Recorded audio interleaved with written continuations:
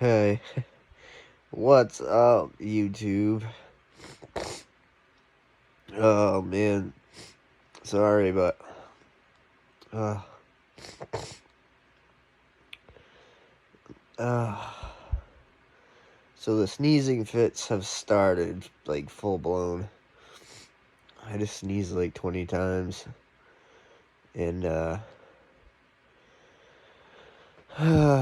even with the Ambien I took earlier, I took another one before I was trying to go to sleep, and I'm sorry, I apologize, but I'm really stuffed up. I fell asleep for a couple hours, and then woke up kicking. That's why they call getting off this stuff kicking the habit, or they're kicking it. There's a reason they call it that. I've had that tickle in my chest and the restlessness, trying to get comfortable in bed, and just a weird racing mind when you're trying to sleep. It's 11:30 p.m. now. I don't know. I might have gotten 2 hours of sleep, but it's definitely gotten a little bit worse. I think I'm gonna take another Ambien, and hopefully that will get me a couple more hours of sleep.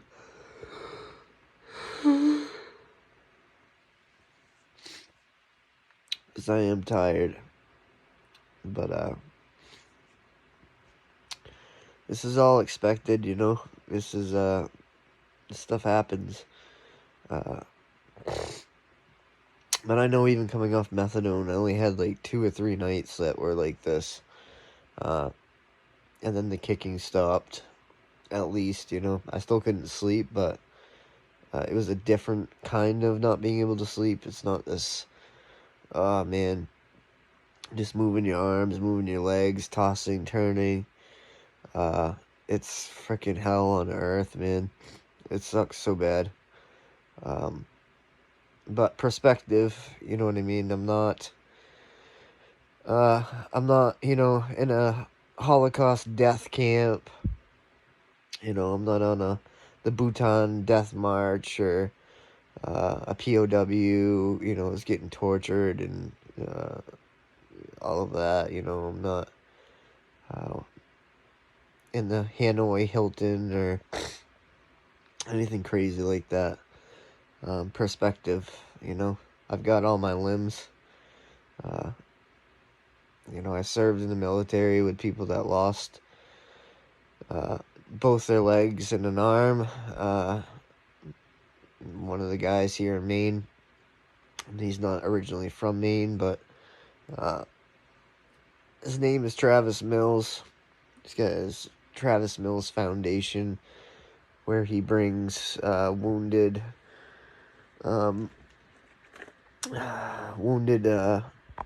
soldiers, sailors, Marines, and airmen, and their families up here to Maine. He's got a beautiful camp where he brings these families up here, and all of them went through some terrible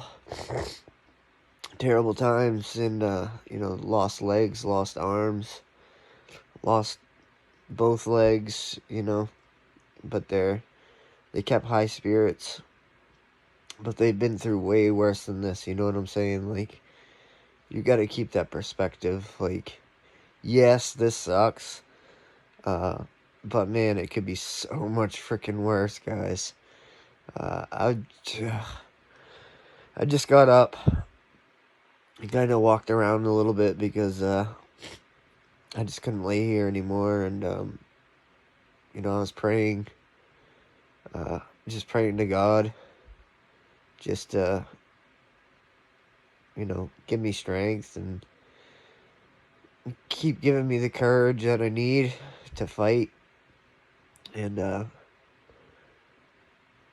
just that alone has helped a little bit calm me down.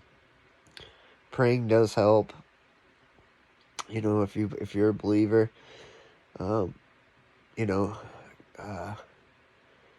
God said when he was waking up Lazarus after he'd been dead for 4 days, he told Mary, who was with him, I believe Lazarus's widow, that you know, just I told you, you know, you believe in me, and you will see the glory of God.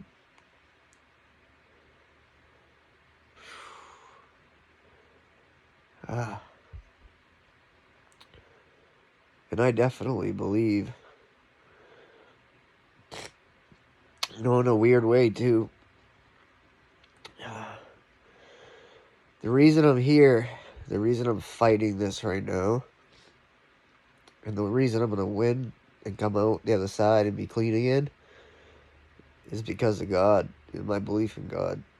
He's led me to this point. And, you know, I just say, you know, when I'm praying, it's just like, yes, your will, not mine. You know, it's your will, not mine. Lord, your will, not mine. And, what's going to happen is going to happen. It's out of my control. Sorry, guys. I don't usually smoke in my bedroom. I'll smoke I have like a smoking room, but I don't care right now. You gotta do what you gotta do to get through this, and I don't feel like getting up. Chills came back.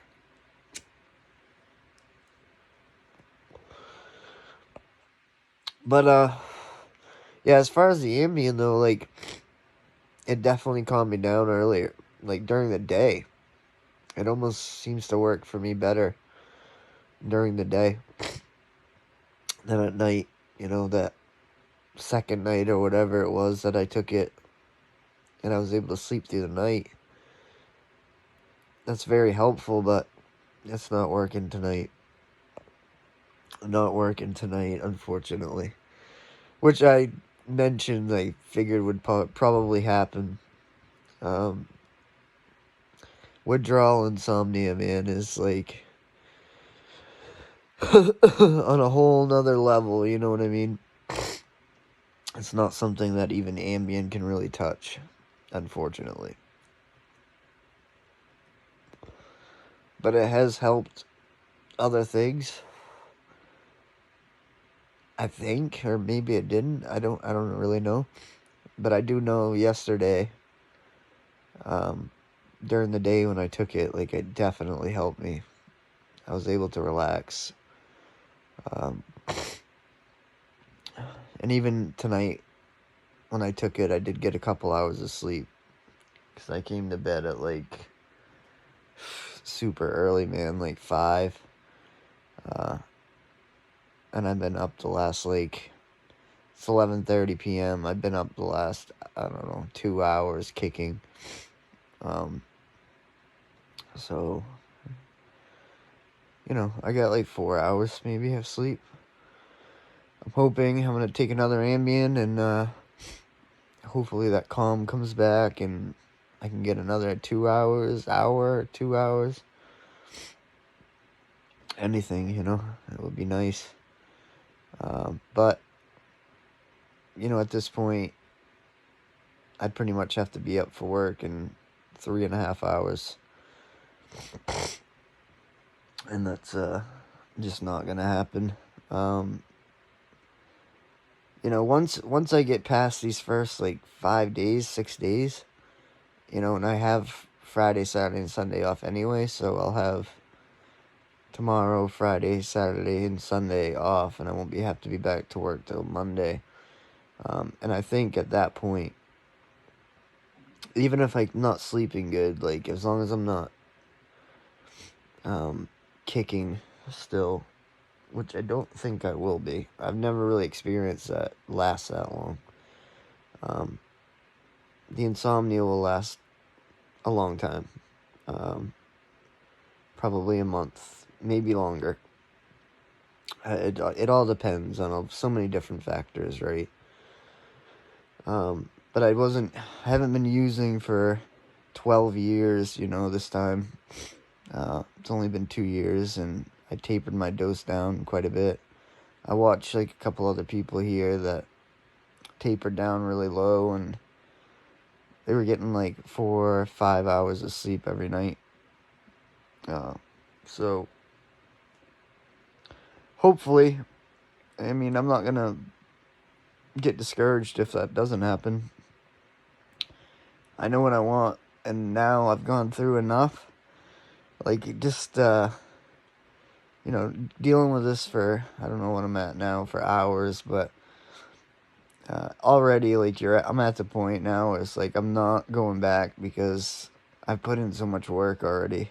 I've dealt with this for a few days now, and I'm not going back, man. It's so hard to get, like, a couple days, and I don't want to throw it all away.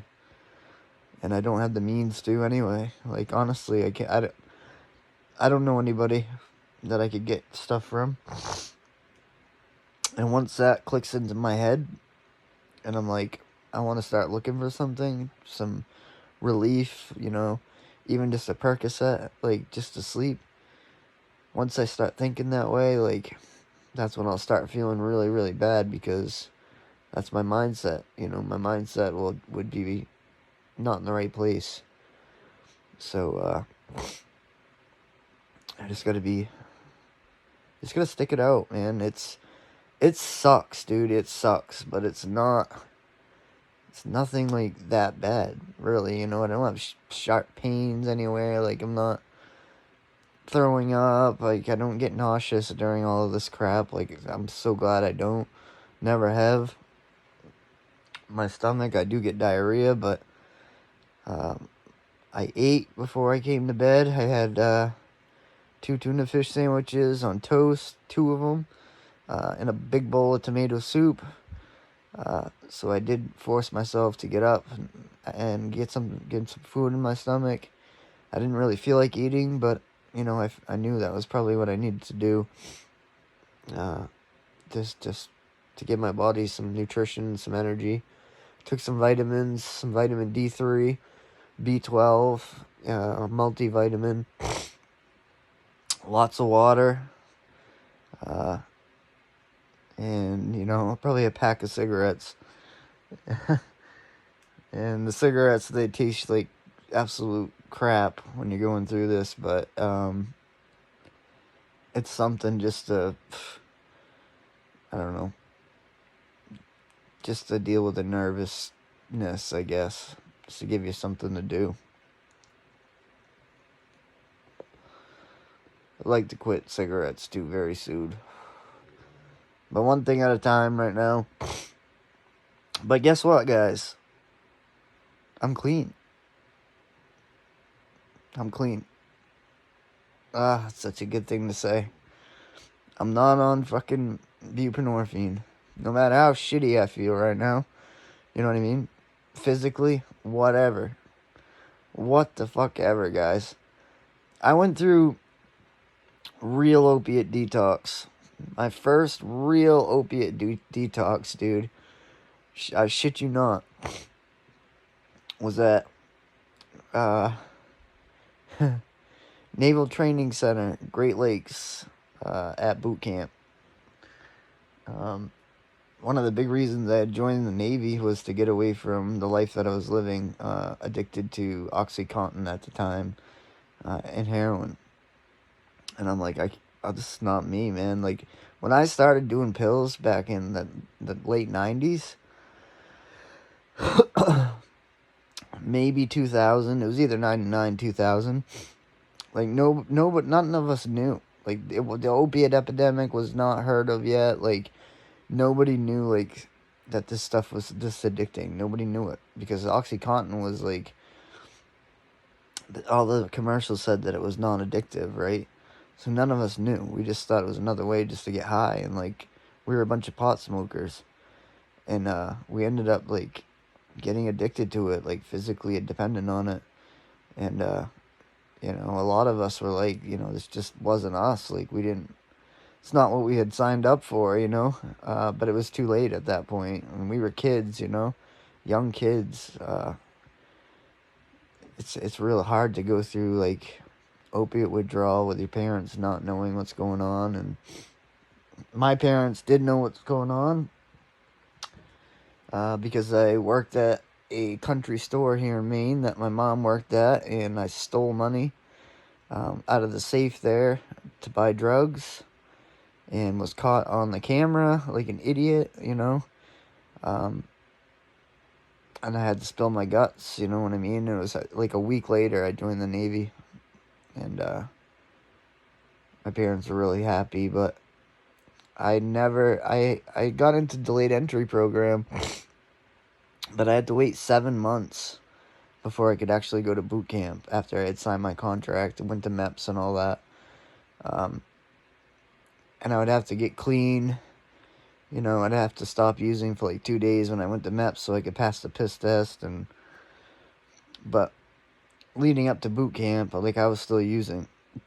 In fact, at the DoubleTree Hotel or whatever they put me up in Portland, Maine, the night before I flew out to boot camp, I was railing oxys off the bathroom sink the night before I flew to boot camp. So thankfully they didn't choose my urinalysis, because as soon as you get to boot camp they piss tested us, and I think like 2 or 3 days later they came and got like a bunch of people out of my division that failed the piss test, and they never got me. It's like a random thing, and they didn't choose mine. So, you know, thank God I was able to stay in the Navy.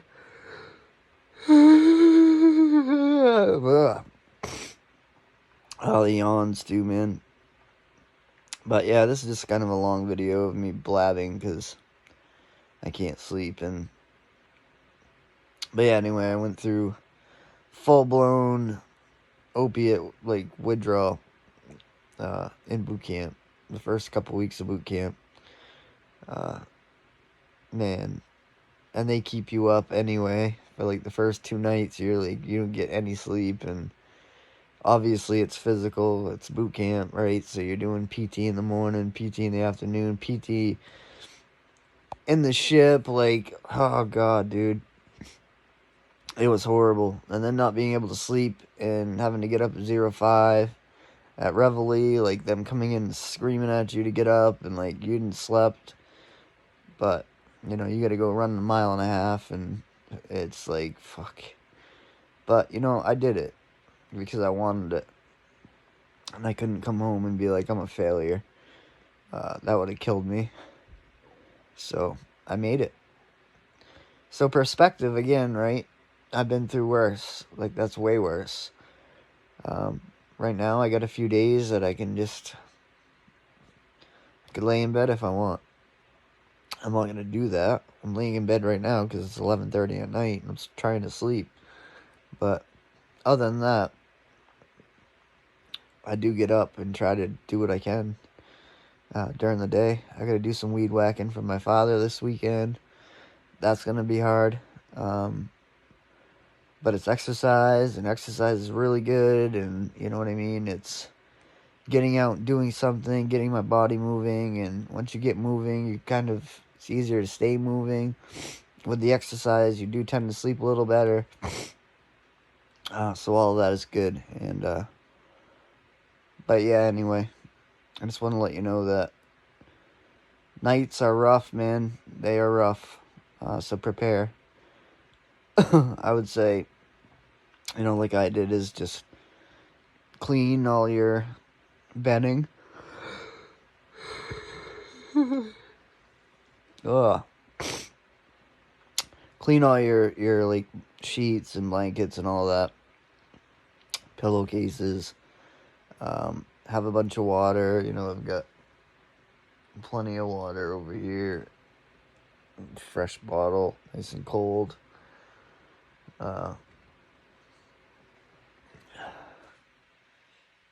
And just try to stay as comfortable as you can. It's the best you can do, guys. I mean, honestly. But, that's it for now. I'll talk to you guys soon. I'll make a video tomorrow. Wish me luck. It's gonna be a long night. Love you guys.